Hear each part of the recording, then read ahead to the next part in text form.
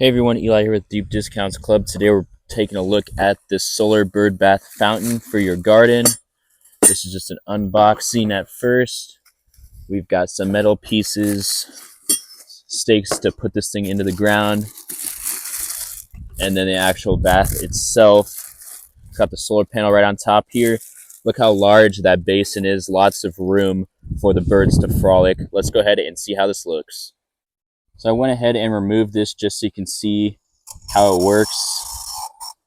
The pump currently wants to run with the light on, but there is no water. You always want to make sure that this pump here is submerged underneath the water. You don't need any other batteries or anything like that. It fully works from the sunlight. I also assembled this here. You got the stakes right there.